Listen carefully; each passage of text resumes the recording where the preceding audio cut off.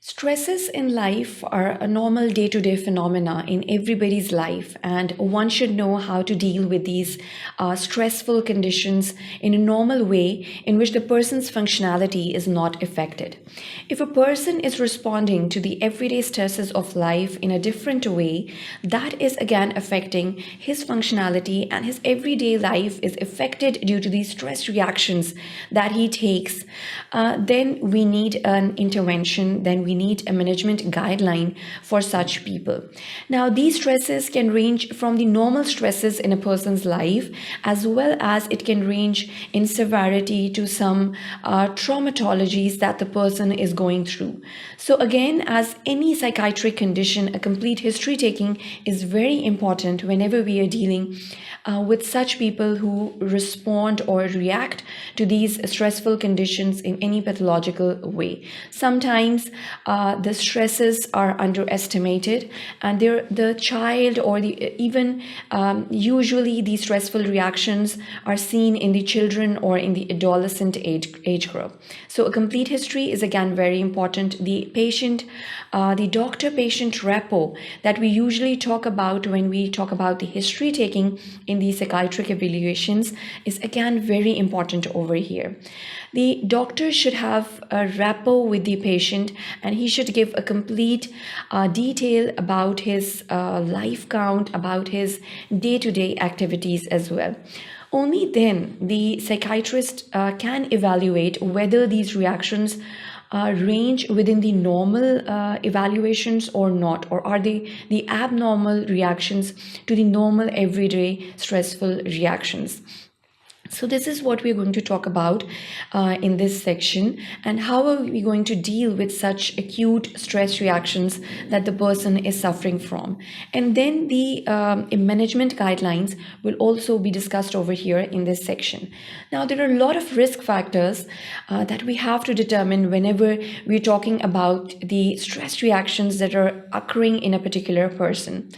It can range from the borderline personalities, or if a person is suffering from OCD, that is usually the obsessive compulsive disorder.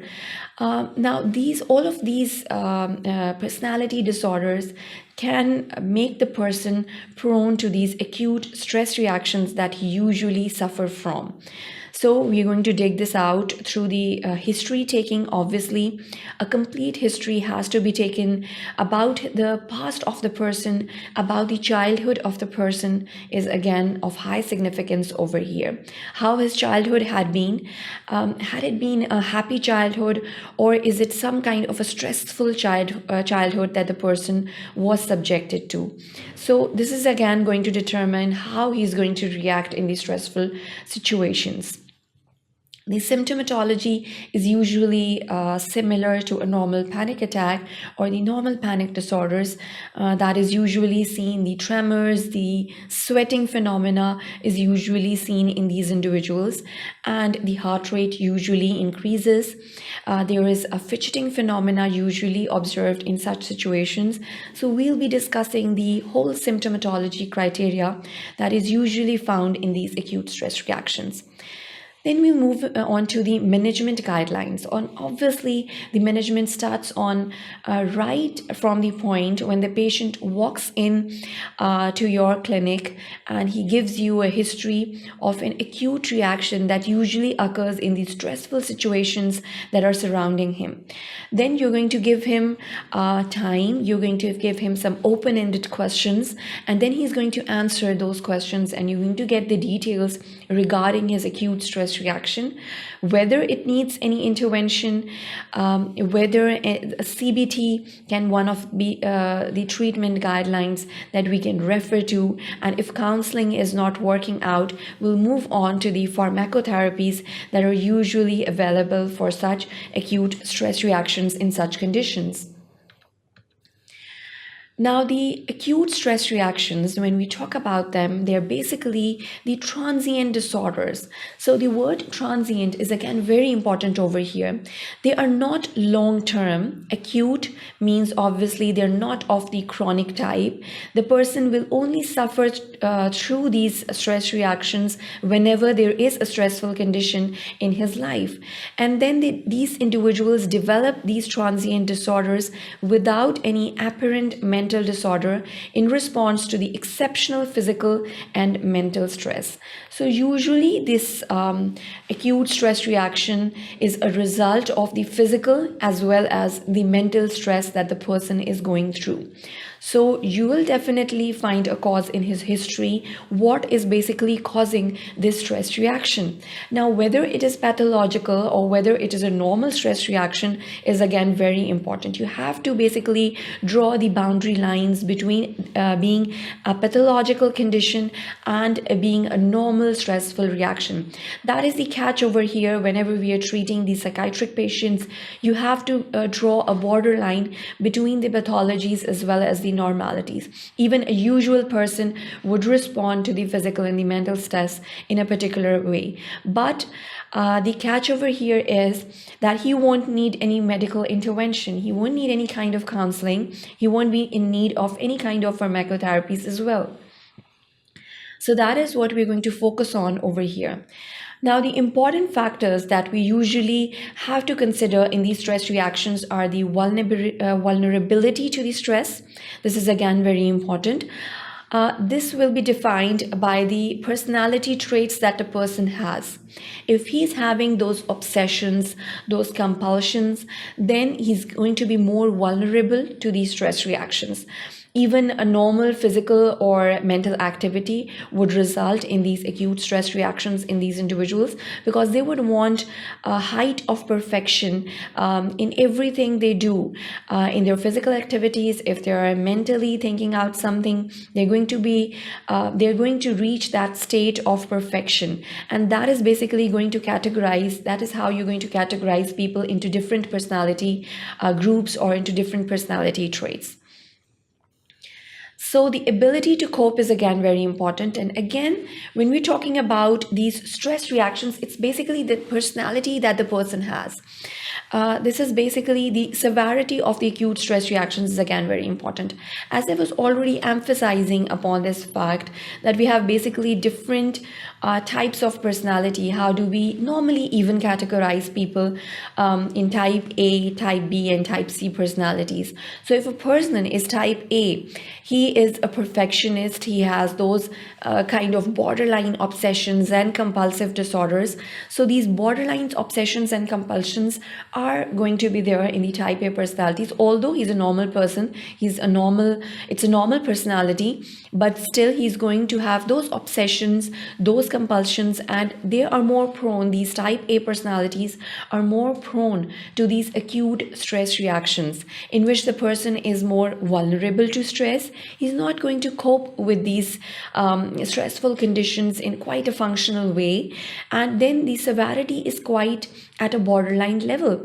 He will react to these stresses in a different manner than a normal person reacting to those stressful conditions. So these are the important factors that we have to consider in these stressful conditions. The symptoms that we're going to see in such people are quite mixed, and the picture keeps on changing in these individuals. Sometimes they would give you a history that they started having an increased heart rate in such stressful conditions, and then sometimes they'll give you a different history. So the stressful reactions are going to change for that person. Even for a single person, the constriction of the field of consciousness is again going to be seen in such individuals. Then there is a narrowing of attention that is commonly seen. The inability to comprehend the stimuli. So it's again one of the reactions that we're going to see in such individuals. There's going to be an inability to comprehend what was the stimulus in the surroundings. Sometimes they would not be able to identify. Now, as a psychiatrist, as a counseling person, you're going to get a complete detailed history starting from his childhood, from his childhood memories that he has of his family and of his surroundings that he had. child and how he reacted to those situations in the teenage, in the adolescent life. So that is how you're going to dig out what was the stimuli that caused these stressful reactions in a person. The disorientation is going to be seen. There would be any disorientation, the disconnection between the thoughts, the memories, the actions of the person, and he'd be disconnected to the surroundings. There's another disorder which is known as the dissociative disorder. In that, there's basically a complete disconnection with the reality, and basically there is a discontinuity in the thoughts, the memories, the actions of the person seen. So there can be a borderline dissociative disorder in such people as well. There will be a withdrawal from the surrounding situations as well seen in such people. So the autonomic signs of anxiety, that basically includes the tachycardia.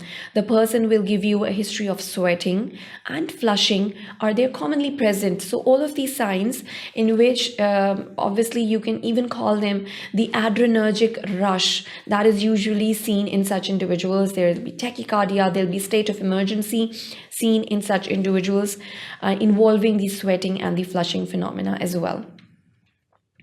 Now, the symptoms usually appear within a minute of a stressful event, and then they disappear within 2 to 3 days, often within hours after the stressful reaction has vanished off and the stimuli has been not available in the environment. And then there is a partial or complete amnesia. So amnesia is basically defined as the loss of memory, and this is basically going to be there in such individuals. Either he's going to complain of partial loss of memory or a complete loss of memory. And then the symptoms persist and they change. There can be a change in diagnosis. It can then form the somatoform disorders. It then can move on to the post-traumatic stress disorders, or even we can see the dissociative disorders in such individuals in the later course of time. In around 15% of population at some time in life, the people have these panic attacks, these stressful reactions, and so it is sometimes considered to be normal to have these stressful, acute stress reactions in a certain individual. So how are we going to manage these cases is again quite important over here. Sometimes they are self-limiting. In a normal individuals, they have to be self-limiting, and no need of intervention is usually required in such individuals.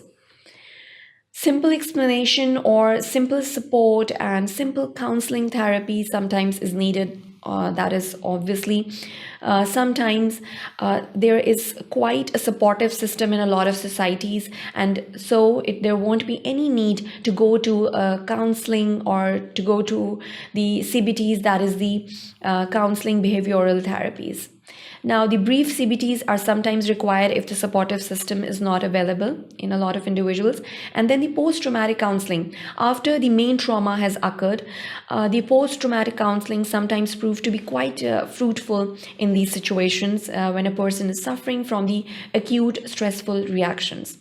So in this section, basically, mainly we dealt with the acute stressful reactions, how are we going to diagnose these cases, and finally, how are we going to manage such cases. That is the end of this section. Thank you for watching sqadia.com.